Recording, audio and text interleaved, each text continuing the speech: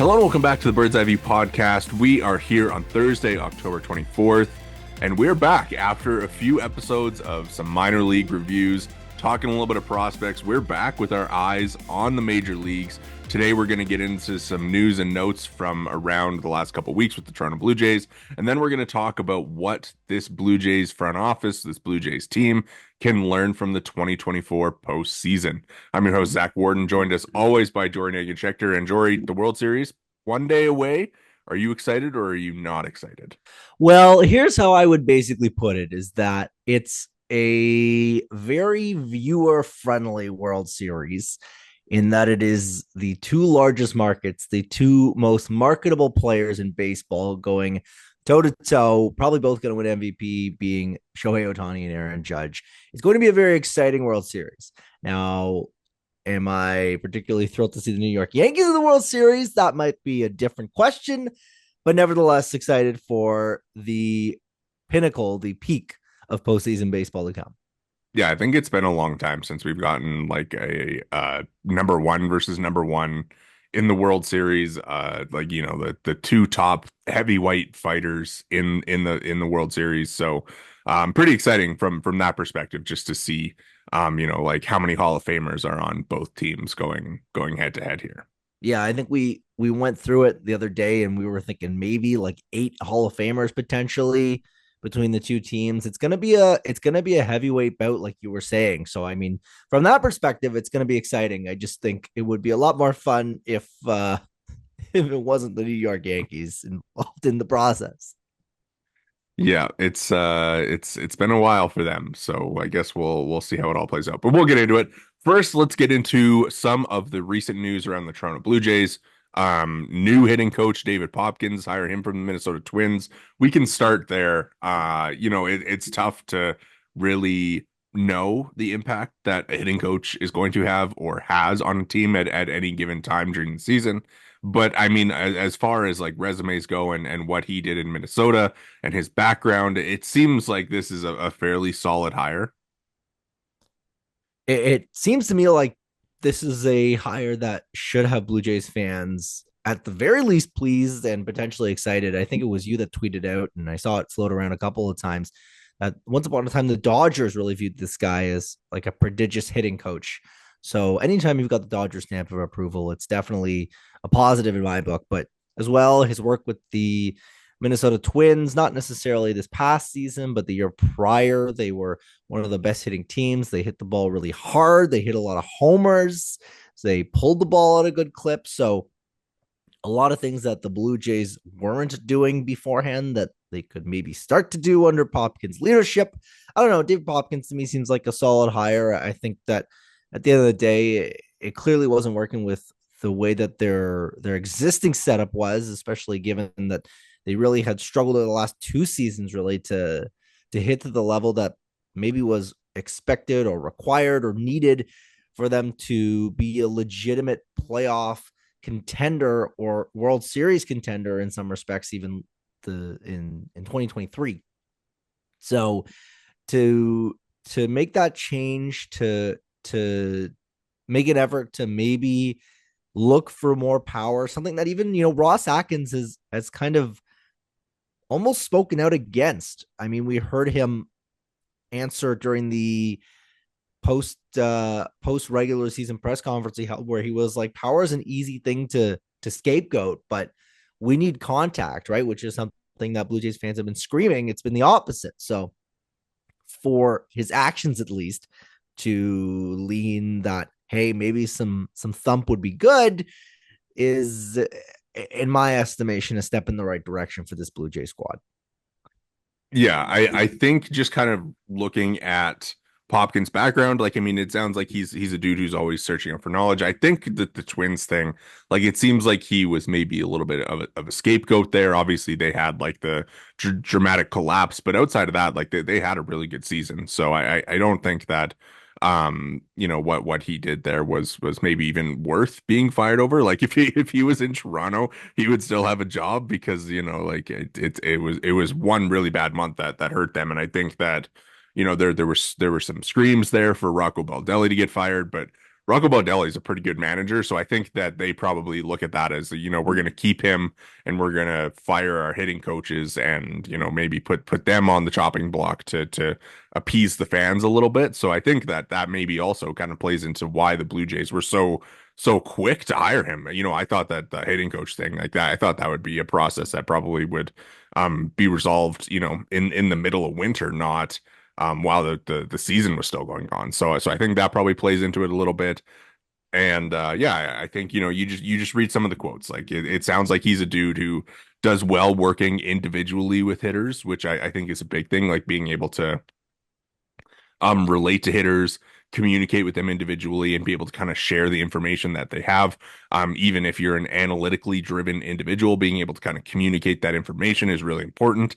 And it sounds like he's going to be able to do that. So from that perspective, it's a win in my books. But of course, we don't have the behind the scenes. We don't see how he interacts. We don't know all that. So we'll see how the offense does this year. Well, I want to actually kind of ask you a little bit more then about, because you alluded there to thinking that it was going to happen maybe in the winter or in a couple of weeks. Like, does that say anything you think about what they think they're getting in Popkins? Yeah, it seems like they jumped the market a little bit, right? Especially with the Dodgers still playing and all these teams that are like generally, the Yankees. I don't think the Jays are really going to the Yankees and hiring people, even if maybe it wouldn't be the worst idea. I just think that jumping the market a little bit for Popkins seemed like a move to me where they felt like they needed to get him in the building or else he was going to go somewhere else. And you read the stories from when he got hired by the Twins, and it was like the Dodgers were set to give him this high ranking position and were upset when the Twins hired him. So it seems like a dude who the Twins jumped the market on way back in 2022, and now the Jays are kind of doing the same thing where maybe the Twins were a little bit aggressive in letting him go. And of course, there was probably going to be a few teams interested in his services based on his background, and what he had done both with the Dodgers and with the Blue, or sorry, and with the Twins. So Yeah, like yeah, like you're saying, right? Like, there's nothing wrong with finding a guru and being like, this guy has to be a Blue Jay, right? yeah. So that actually makes a lot of sense, I guess. Yeah. I think also Shai Davidi wrote like that the Blue Jays were impressed by, like I said, his relatability and his knowledge and like his I think he said priorities and like how he's able to teach. So really, really interested to see what we hear about him in the coming months and leading into next season. I'm sure there'll be a couple features written on him in spring training. It's an easy story to write. So we'll see how it works out. The last kind of thing I want to ask about Popkins, then, I guess, if you mentioned this point about teaching, I wonder if that's maybe an allusion to maybe bringing in some young guys, sort of thing. I don't know if that's maybe reading into that too much, but maybe like a Relvis could be like a feature piece. And I'm trying to think who else is like maybe like an Alan Roden, but I don't know if that's maybe reading into things too deeply.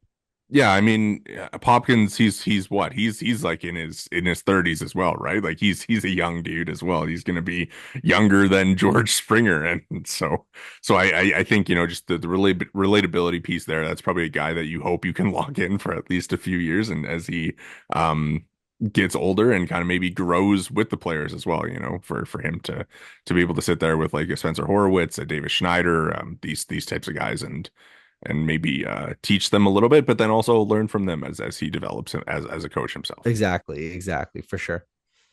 All right, let's move on because there has been a fair amount of news in recent weeks. Shane Farrell, amateur scouting director, son of John Farrell, he's leaving the Blue Jays for the Detroit Tigers to become the farm director over there.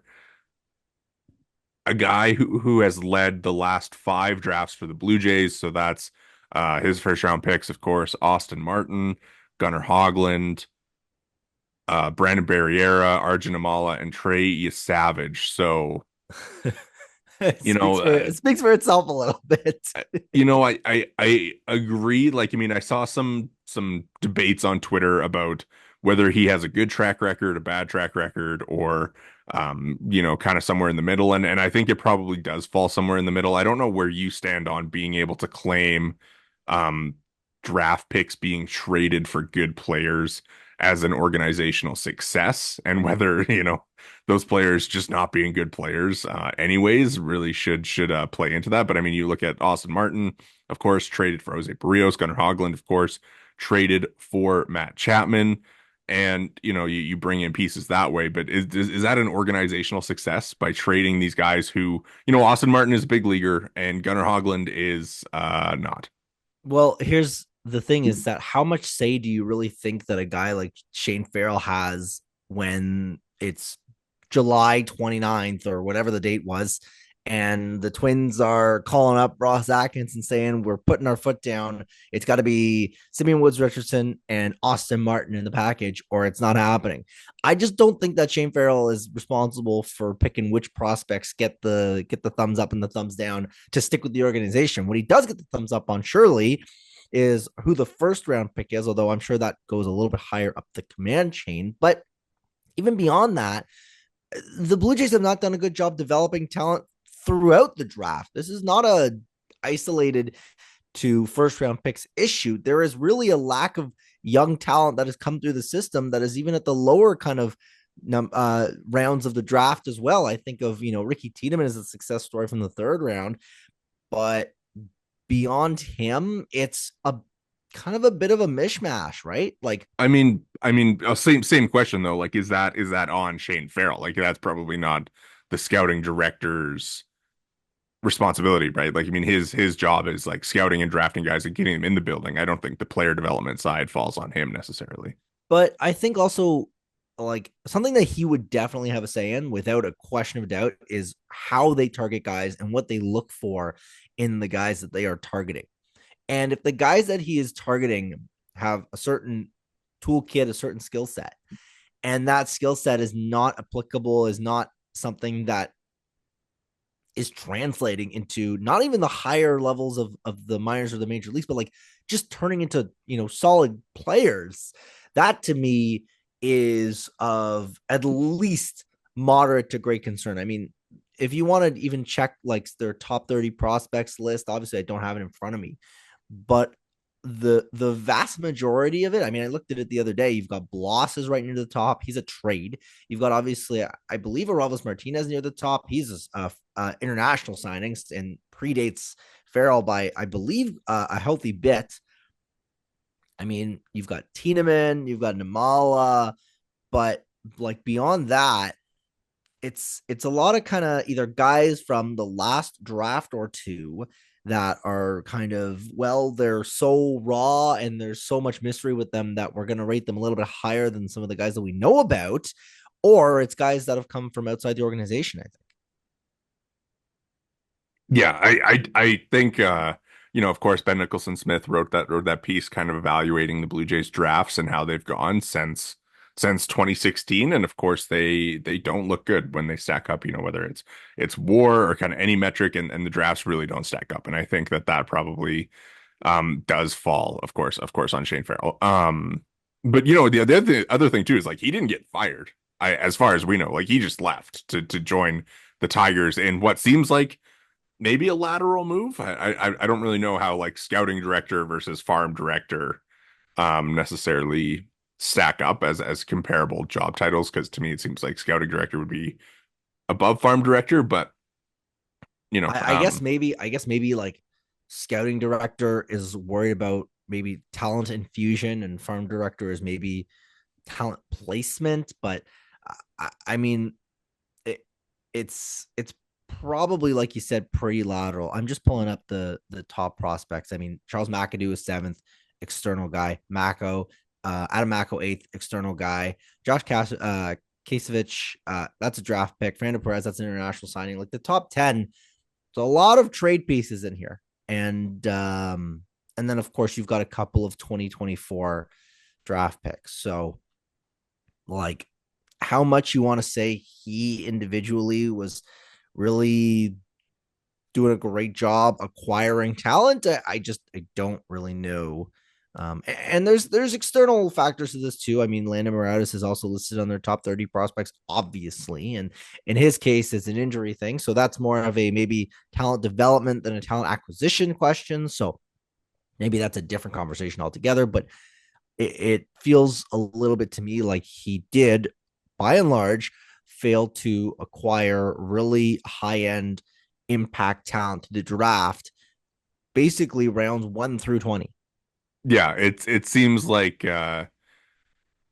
maybe a change isn't the worst case scenario here. Even if we're, not 100% sure like where the blame falls as far as whether it's development or drafting, I think getting a new voice in the building probably isn't going to hurt what they've done the past few years. No, no, especially given that the results have not been there to begin with Yeah. for the past number of years as well under Farrell. So I think, so long, farewell, and best of luck in Detroit, I guess. But a new voice is not the worst thing. All right. Another hire they made, of course, is Justin Lair, coming in to be the pitching director for the organization. He'll take over from Corey Poppin, who was, of course, let go or not renewed earlier this offseason. Or I guess that was still during the season when that happened, when that news kind of came out. So, former Giants pitching coordinator. I don't really think, again, not much to read into there.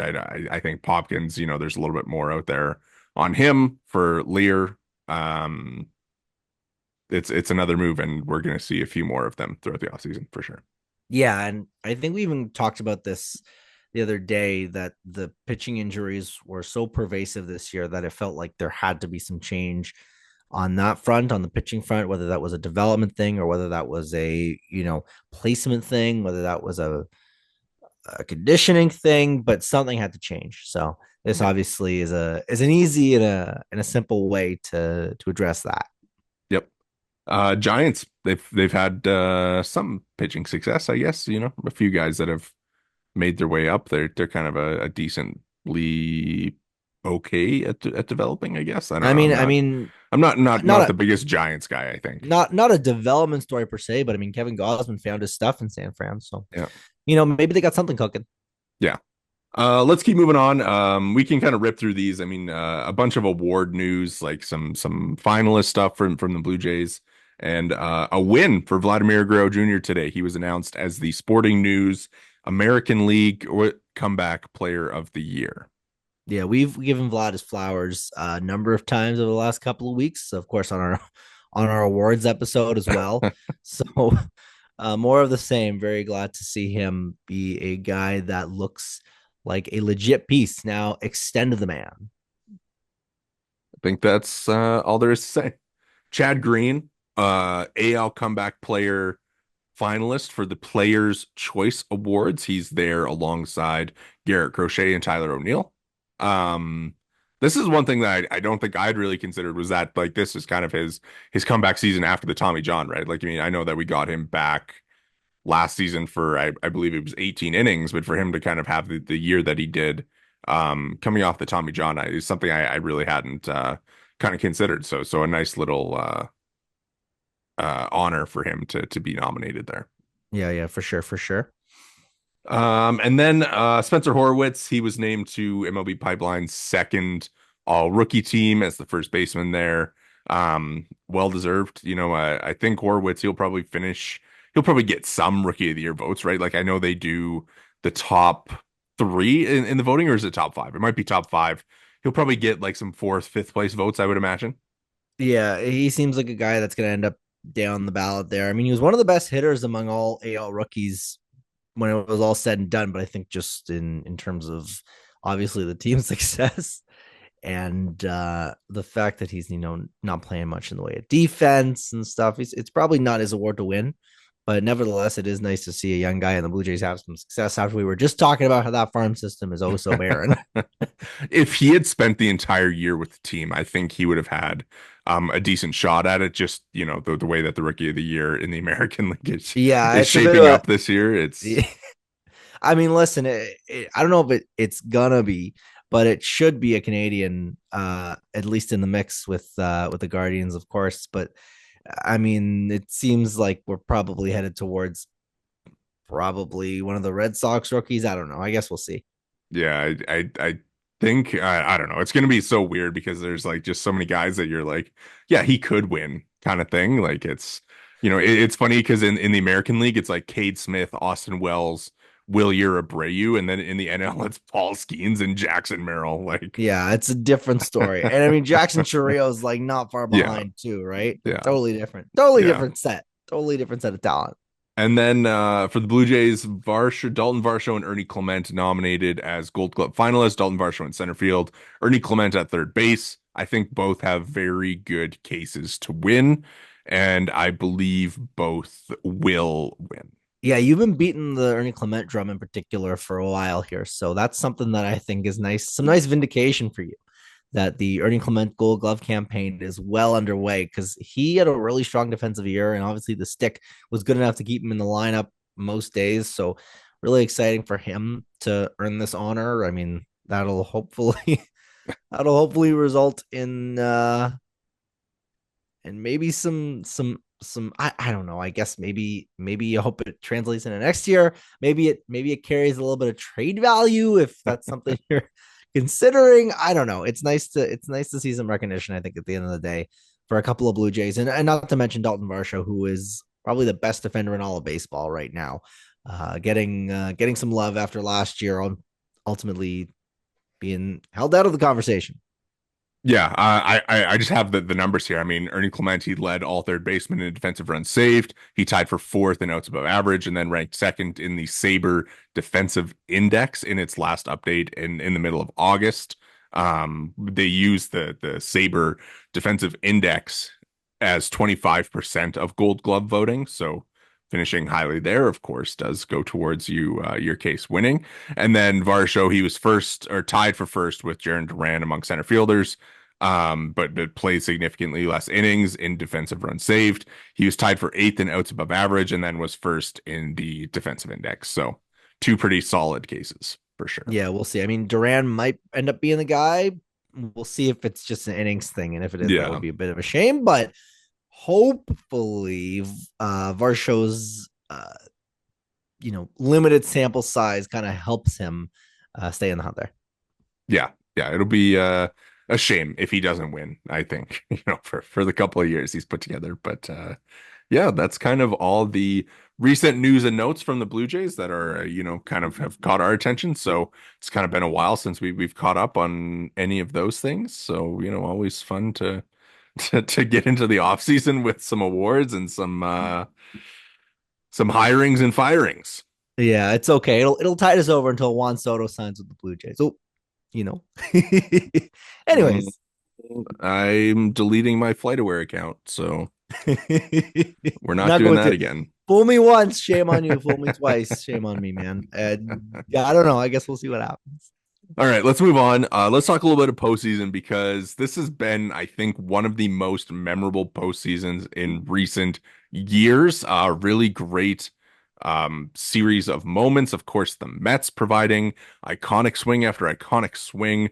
The Cleveland Guardians bringing you Christmas in October with John Kenzie Noel's iconic homer in that series for them just to lose in 5 games, but it might have been the best 5 game series I've ever seen.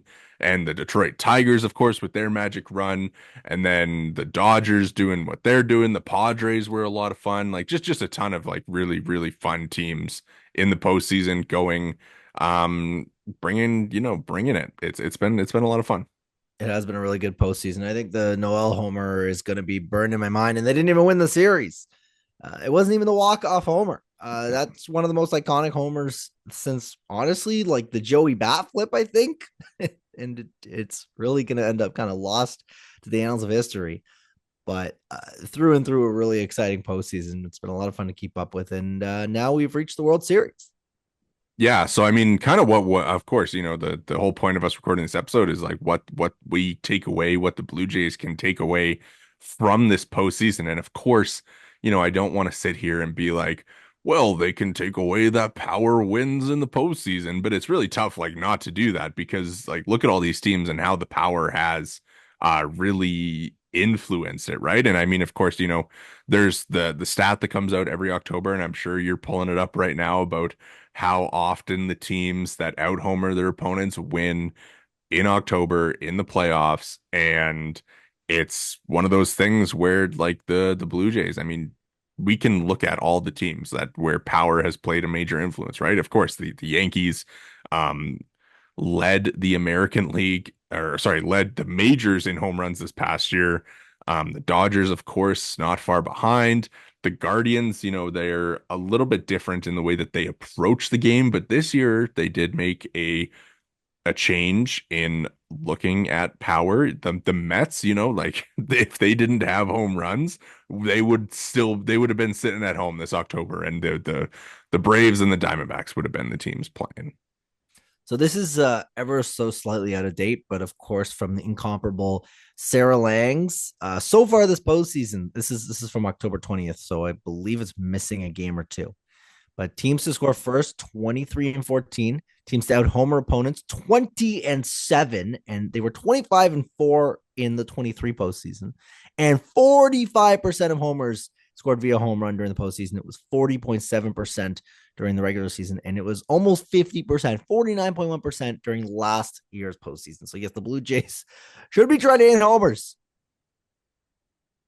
Simple as that. All right. Well, that's going to do it for us.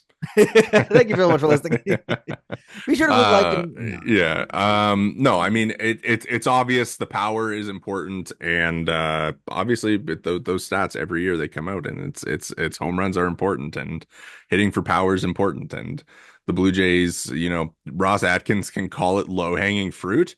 Well, you should probably go pick some of that Yeah, no in kidding, this man. off season, right? And I mean, I know people are scared of like Anthony Santander and how he'll age or stuff like that, but I mean, there's gonna be dudes who hit home runs. Like you probably need the Blue Jays had one guy that hit 20 home runs, right? And it was Vladimir Guerrero Jr.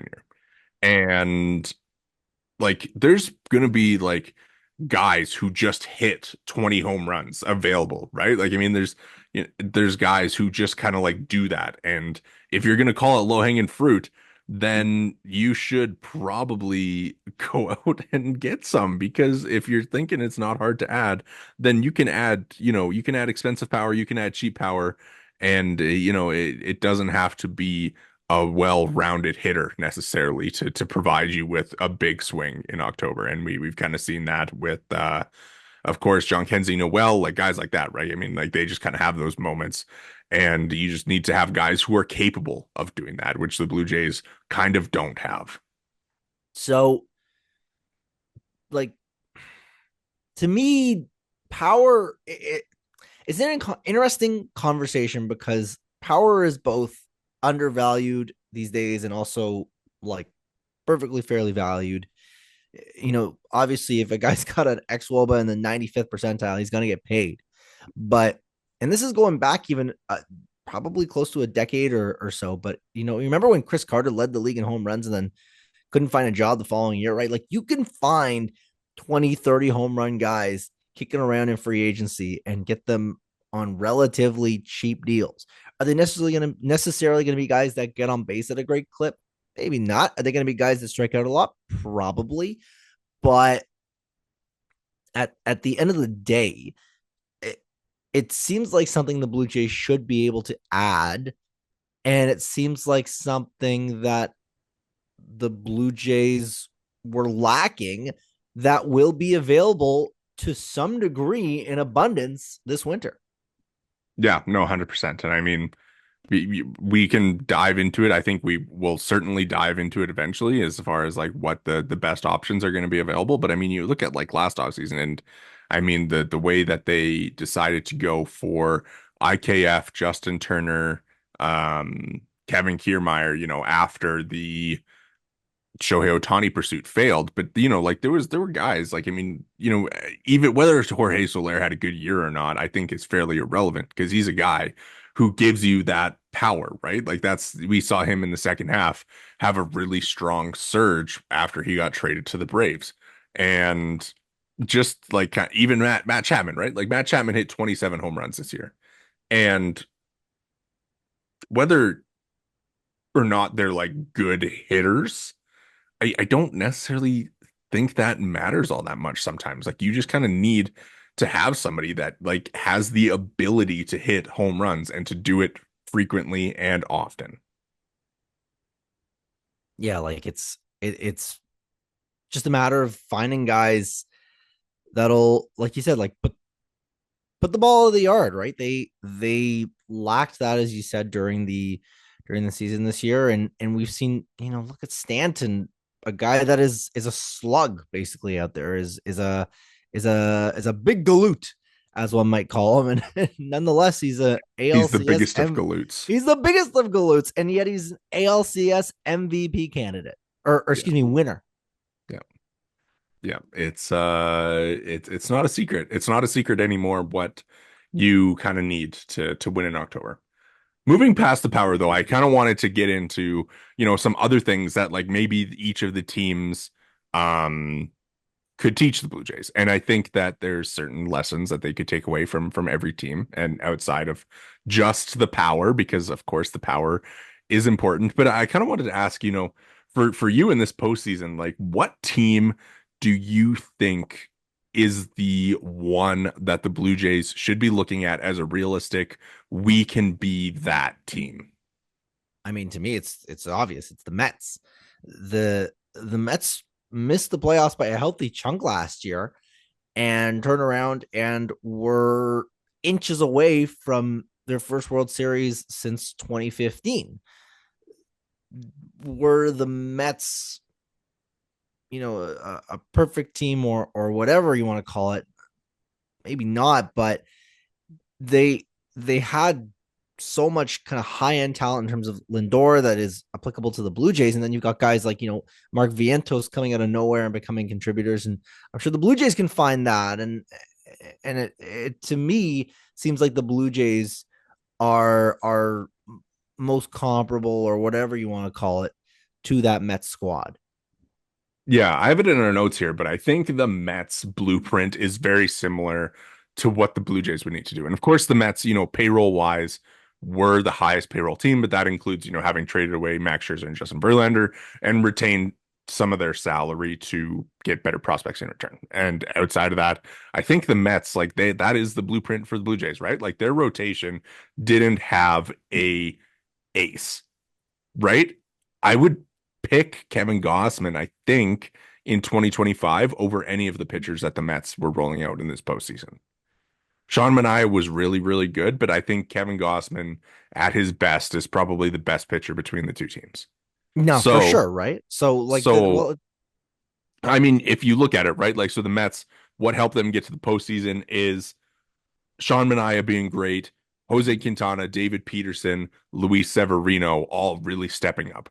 For the Blue Jays, like I don't think a Kevin Gossman, Chris Bassett, Jose Barrios, Bowden Francis rotation is necessarily like all that different from that group, right? Like they could it's all almost the perform. same, right? They It's could all it's perform at that same level. Like exactly. none of them are Tarek Skubal level. None of them are Jacob DeGrom level. Like But none of but them you are. clearly don't even need that, But right? Like that's right, clearly like not something you exactly. Like need. the Mets proved that, with these four dudes pitching really well, we can get two wins away from the World Series. And so for the Blue Jays, you look at that, right? And that's those four and the Mets, their bullpen wasn't great. Like it's not the greatest bullpen. So again, the Blue Jays, if you can this offseason rebuild your bullpen to be a facsimile of the Mets bullpen, where it kind of looks similar, right? Like where you have like these dudes that you can kind of trust, but even the Mets like kind of rebuilt it on the fly and almost got a little bit lucky, I think, with the way that they built their bullpen with like Phil Maton being unhittable in the regular season helped them get there. While Edwin Diaz was going through whatever he went through this season and then kind of had his resurgence in the second half. I think if you're the Blue Jays, like you're not going to be building a Cleveland Guardians bullpen by next year. Like that's unrealistic. That's not going to happen. But you can build a New York Mets bullpen by next year where they get, Jordan Romano. I don't know. Like Jordan Romano, that I don't really want to leave it on him to like be that type of player. You're telling me that Jordan Romano can't be Edwin Diaz? Yeah. I mean, like I'm shocked by this revelation. You can hear it in my voice. I think that the thing for the Blue Jays is like you can do enough in the offseason to get your bullpen to a place where it's like stable enough in the first half, and then you add to it for the second half, and then you kind of get that group going. And, in the end, of course, the Mets bullpen was a part of their downfall to the Dodgers because it just wasn't good enough. So is that the Blue Jays' path to winning a World Series? Maybe not, but at least to get to a point where the Mets were, like you can kind of see it, right? And then, like you mentioned with the lineup, I mean, you can draw a straight line probably from Francisco Lindor to Vladimir Guerrero Jr. as far as like that high level talent having that impact throughout the season, like an MVP type candidate. And then, but the lineup as well, like the Mets went pretty deep in their lineup, like they did mix and match a little bit, of course, with like the Jesse Winkers of the world, and um, you know, I don't know if the Blue Jays are going to be able to find a pop star who posts like a 120 WRC plus. Like that might be a little unrealistic. Listen. Justin Bieber's been so around the Leafs all these years. Maybe he's hanging around the wrong squad right Maybe they got to bring Kevin Kiermaier back if he's got the singing now. voice, right? That's what they've been saying. Anyways, yeah, so I mean, like that's another thing too, where like you probably got to lengthen out the lineup a little bit to match. But I think as far as like it goes, as like Lindor, Alonso, Vientos, like close your eyes, squint a little bit, Guerrero, Bichette, insert your own Vientos. And I put this in our notes as well, but like I wanted to get your take on this. Like, can Aurelvis Martinez be Mark Vientos? Absolutely. Just before we get too far from it, I want to just have a little chuckle at the fact that the most unrealistic part of pop star Kevin Kiermaier is the 120 WRC plus part. But nevertheless, Arolos Martinez can absolutely be Mark Vientos. I mean, this guy was a top prospect, top 100 prospect for a reason, right? This guy has oodles and oodles of power and could feasibly be a top 100 player in baseball if everything breaks right. I mean, he's not great defensively, so they've got to get him up to speed, at second base. But if they can do so, if they can turn him into a passable second baseman, then the stick, there's reason to believe it should be good enough to carry them to success from a supplemental perspective, because he's a guy that absolutely has a 125, 130 WRC plus capable bat when he's at his very best. Yeah, like Vientos is 2 years older than Aurelvis, so like that's probably a little bit of a limiting factor. But like, I mean, like you can really see it, right? Like they're both good hitters, but not the best defenders, and both were challenged like at a young age. I think if you kind of look at Aurelvis, how much he would have played for this Blue Jays team down the stretch, of course, had the suspension not happened, you're probably looking at like 300 plate appearances for him, right? Which is what Vientos did in 2023 for the Mets down the stretch. So, the timeline is a little bit sped up for Aurelvis, but like Vientos and him have very similar profiles as guys who were young for their levels in the minors, hit for a ton of power, rose up quick, kind of had some questions defensively.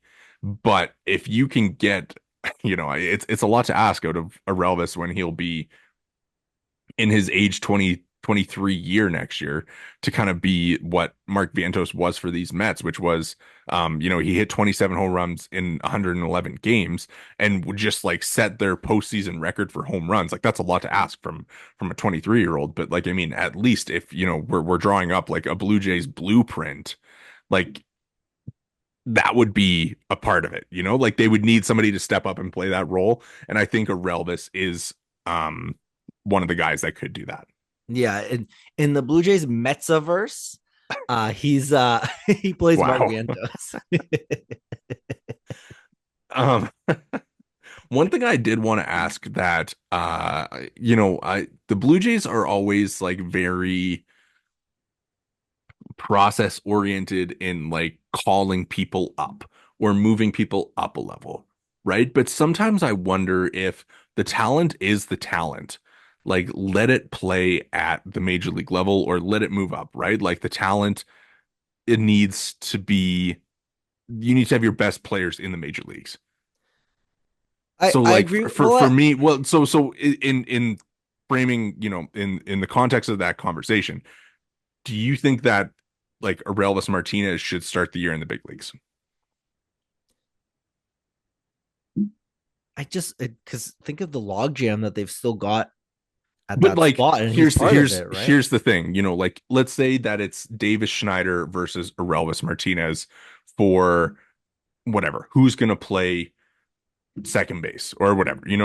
Like we can get into the niche, the weeds of like position, but if you're looking at like talent level A and it's Relvis. It should be a Aurelvis Relvis. versus if it's Doesn't Aurelvis matter. Who else versus could it be? There's almost no one else it could I be mean if other it's than a like Will Relvis. Wagner or Joey Loperfido, like whatever it comes down to. Like to me, it feels like Aurelvis should probably be on the opening day roster because he has the ceiling of being a major contributor in your lineup every day. Whereas like a Spencer Horwitz is, he's going to hit righties amazingly, but he's not going to be in there every day. And there's not really a defensive spot for him. Right. So I don't know. It's just like when I think I've got it like too much in my head, like Aurelvis Vientos. Like I wrote that down and I'm like, wow, great comp. But like I You're just locked in. You're the way that this year I was spending the whole year being like it's the Chris Bryantification of it's Bo just Bichette. It's this about to be the Mark Vientosification of Aurelvis Martinez. yes, exactly. Yeah, I don't know. I just feel like he should be on the opening day roster, like talent wise. Like he's obviously got the impact potential. And Vientos was also demoted after being not great at the major league level. So There's a little bit of different circumstances. well, yeah, I don't yeah.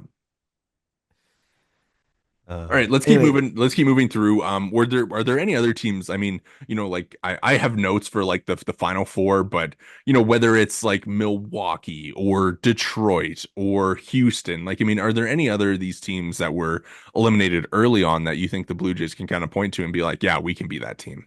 I mean the Tigers is the other easy one.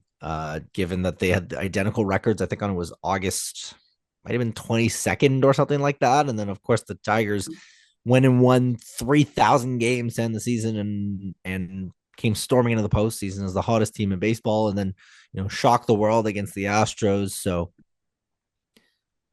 I don't know one to one how comparable they are because I think with the Tigers they're so much younger than the Blue Jays are, especially on the pitching side.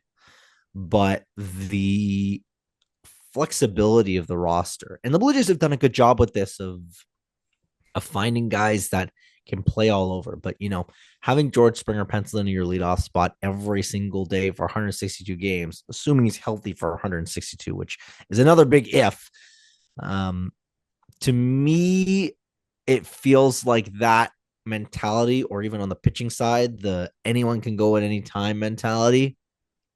That's a winning mentality in my estimation, and it's something that I think the Tigers rode to a surprise ALDS, but I don't really know how else the Blue Jays can draw from a Tigers team that honestly might be hitting its ceiling right now. Do I dare say? Let me pose this question to you right now. So there were four AL Central teams like in playoff contention in the Guardians, Royals, Tigers, and Twins. Three of them made it. So tell me how many AL Central teams are one going to make the playoffs next year, and two, who's going to win that division? I mean, all I gotta say is if the White Sox are gonna be the White Sox next year, then you're probably gonna see a repeat.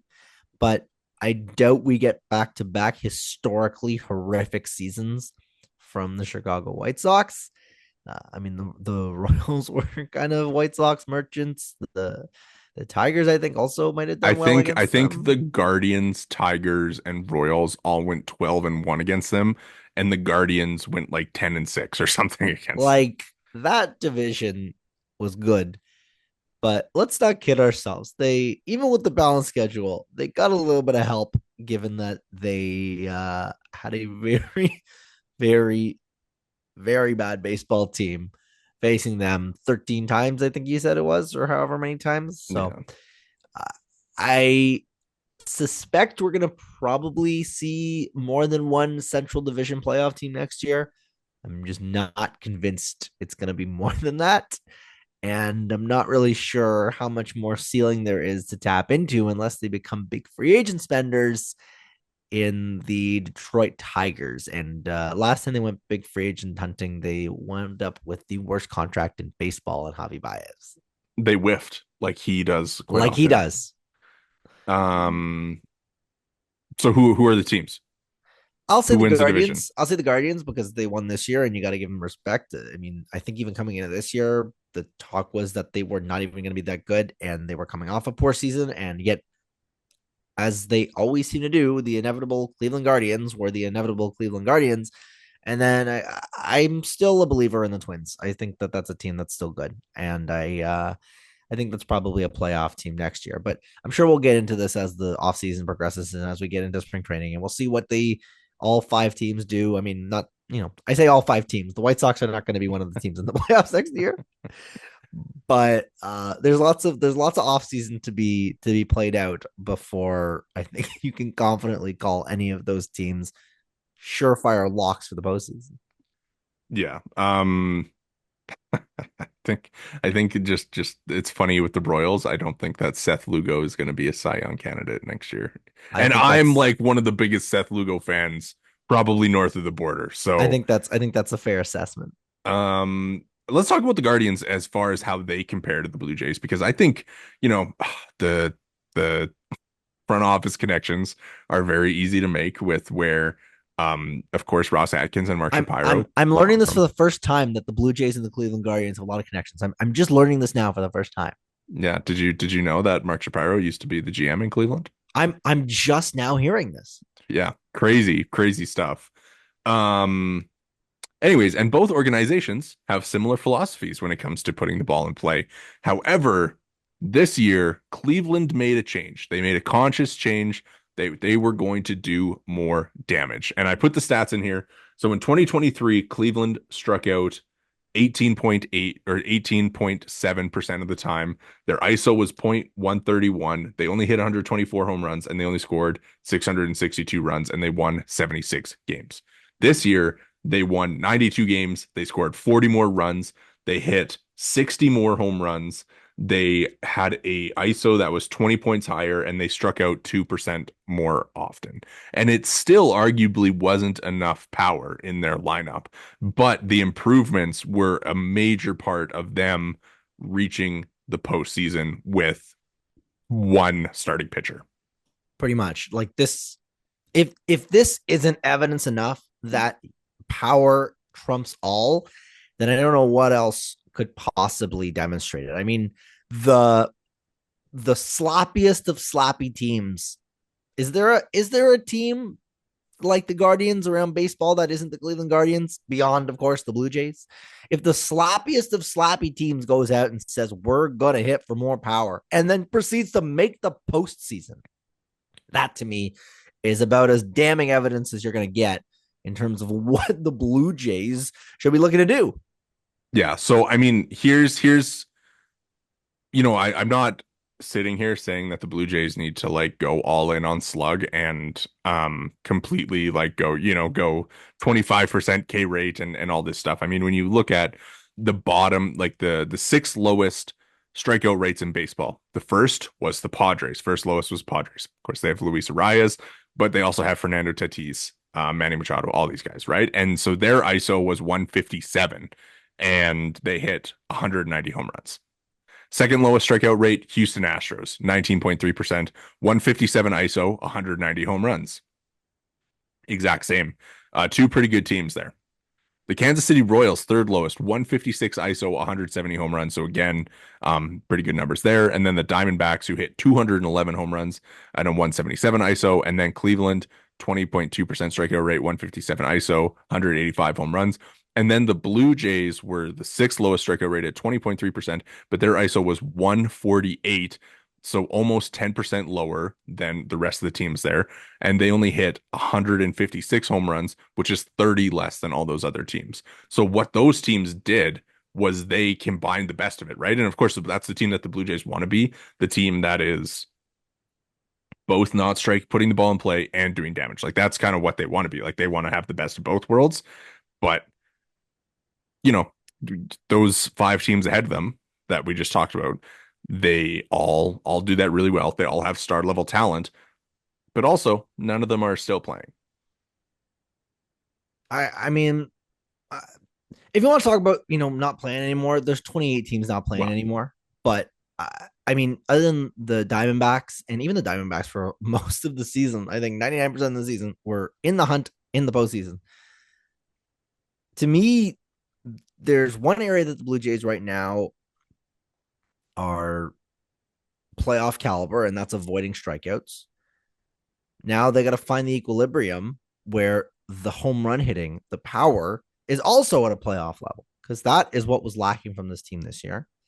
And that is what they're going to have to go out and make additions to when it's all said and done and the World Series champions crowned and, free agency opens 5 days after that. That's when it's clearly going to be that the Blue Jays need to go get some power. yeah, I think like they have half the equation, right? They've half of it, but they just need to balance it out a little bit. And I think equilibrium oh my God. Equilibrium is a great word to use for them to figure out there. Um, but yeah, as far as like Cleveland goes, they're still kind of behind, and I think that we saw that for them where um they just missed the boat a little bit as far as they were probably a couple starting pitchers away from being a little more competitive in the ALCS. Yeah, they've half the equation, like you said, but a 500 winning percentage uh gives you the Boston Red Sox who finished 5 games out of the wild card. So half of the equation is not good enough in any No, capacity. no, not at So all. they're gonna have to figure out where to tap into this power and how much give they can afford on the strikeout on the non-bat to ball or bat to ball side of the equation. Yes. Let's talk about the two World Series teams because they are, I think, when you're looking at the Blue Jays and you're like, what can the Blue Jays learn from the Yankees and the Dodgers? And of course, you want to point at Aaron Judge and Shohei Ohtani and be like, well, man, you got to have like the AA plus superstar. But when it's tough because those two teams like they do a lot of things really well, and you look at the way that the Yankees rebuilt their bullpen from nothing in the middle of the year, including former Blue Jay Tim Mesa, and finding guys who are just able to get outs in the biggest moments. And of course, the Dodgers have done that as well. You know what? They have a like an all-star pitching rotation on the IL right now, but they have, their bullpen has been incredible in these playoffs. And for them, I mean, it's just been the player development. And it's so easy to point at and be like, well, the Dodgers are the gold standard of everything in baseball, but that's because they are. And of course, that's where the Blue Jays want to be.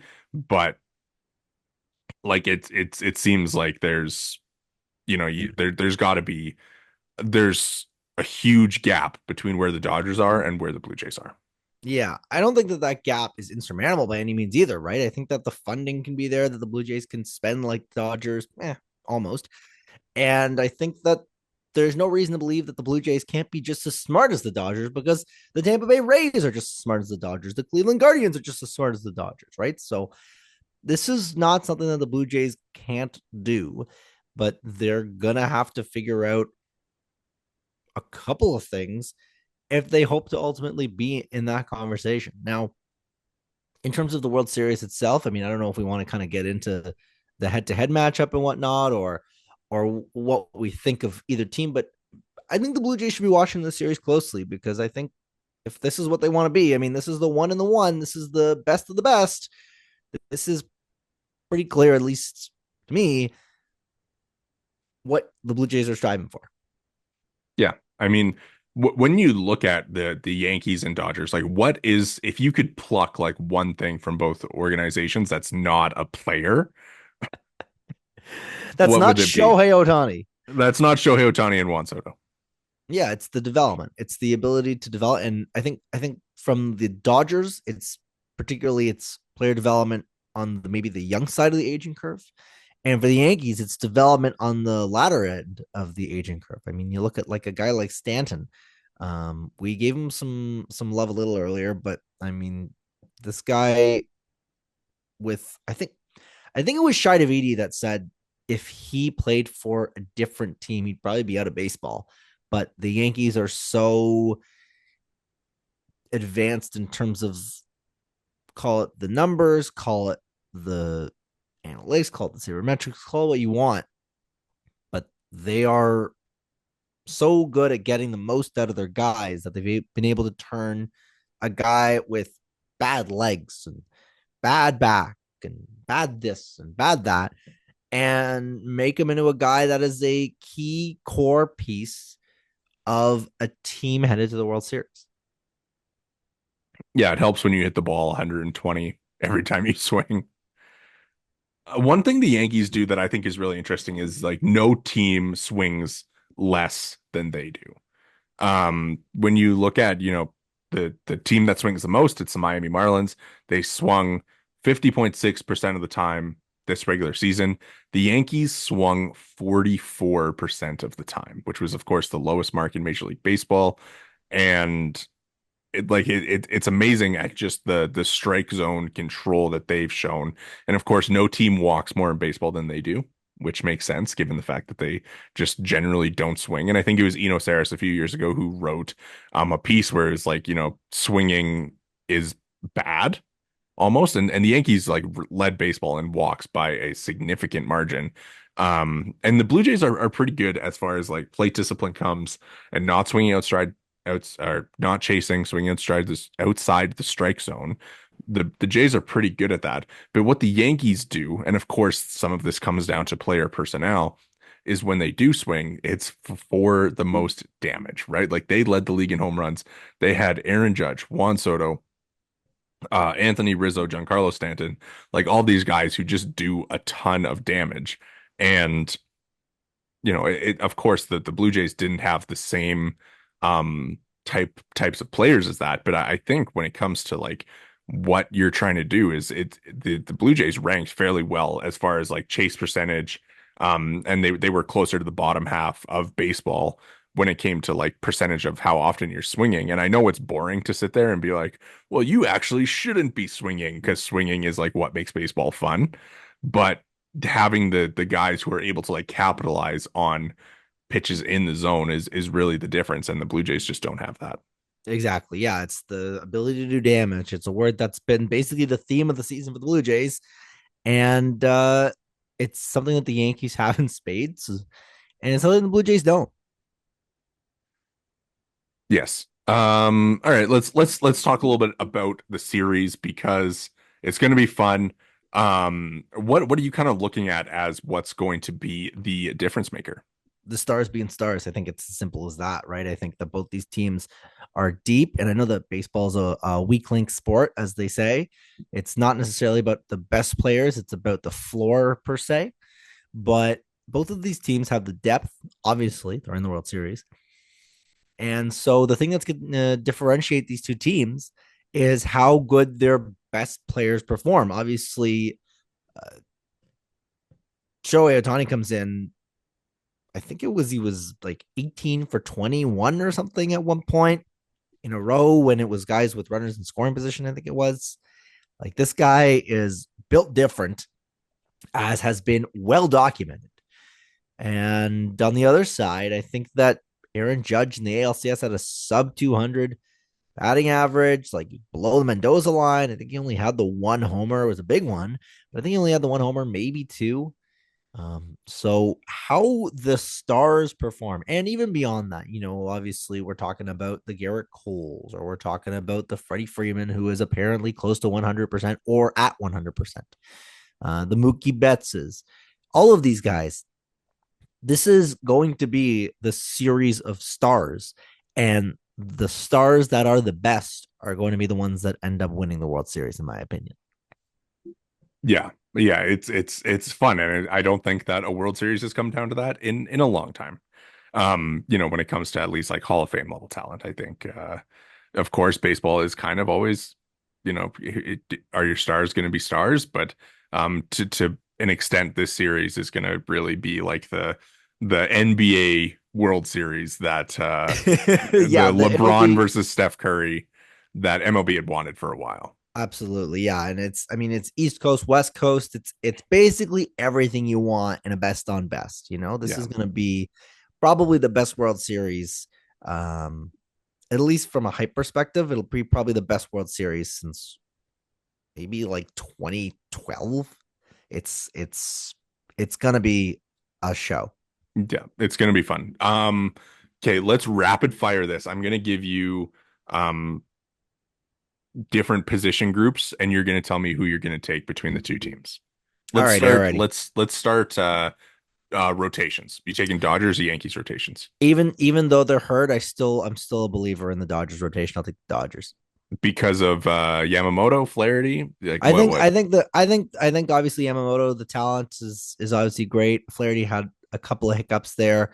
Uh, Walker Bueller looked pretty good back in the NLCS. He looks like he might be back. I'm not 100% sure, but he was good nonetheless. I'm going to take the Dodgers.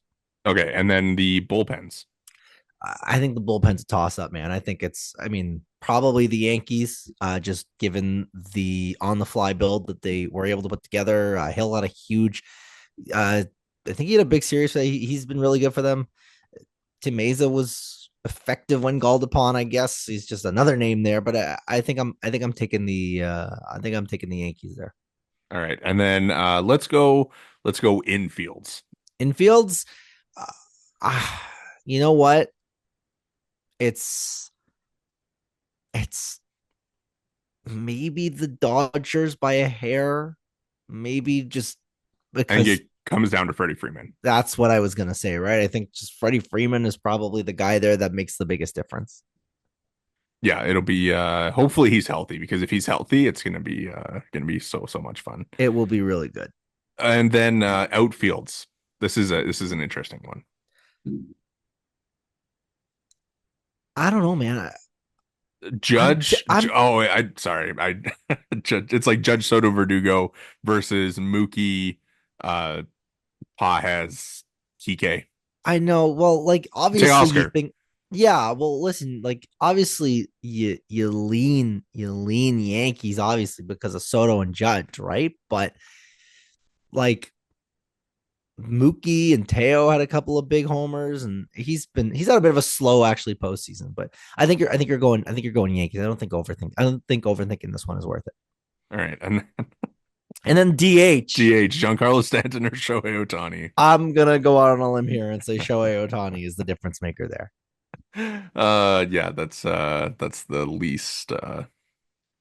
least close of the different categories, and Exactly, exactly. Giancarlo Stanton's good too. So it's All right, give me your rapid fire. Let's go. I'll shoot it right back at you. yeah, I'll go. I think I'll go Yankees rotation. I think just like not having to go to a bullpen game will lean me there, even though like Luis Heel, we'll see how he ends up. Mm-hmm. Bullpens, I'll go Dodgers. I think that they were just so good in that LCS, and the Yankees bullpen looked a little bit gassed, I thought, towards the end of the series, and of course they have like the week off, so we'll see how Luke Weaver bounces back and all that stuff. But I think I'll lean Dodgers. I think Blake Trinan has been like the nastiest pitcher this postseason. He's been just disgusting for him, and like how old is he at this point? He's probably like 30, 35, 36. Somewhere in there. Um, yeah, really like him. He's 36. He's been really good. And infield, I think, yeah, again, Dodgers, you got to lean Dodgers because of Freddie Freeman. Um, I think the catching situation is actually kind of interesting as far as like infields go because Will Smith has been really bad in this postseason. And Austin Wells is very good defensively, but he also hasn't been great. Like I think every team's catcher has been pretty poor offensively in the playoffs. So we'll kind of be interested to see if like Will Smith can kind of step up and be that fourth star for the Dodgers, like he's paid to be.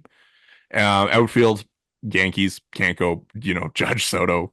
Like literally, I don't know if there's an outfield in baseball history that I would pick over those two. And DH, of course, it is Shohei Ohtani. So it sounds to me like we're pretty split down the middle. So are we both Yeah. thinking 7 games here? I think you got to pick 7 games because I just want to see it so much. Like we just got to put it out into the universe that we need a game 7 between the Yankees and the Dodgers, between Judge and Soto. I don't care who's pitching.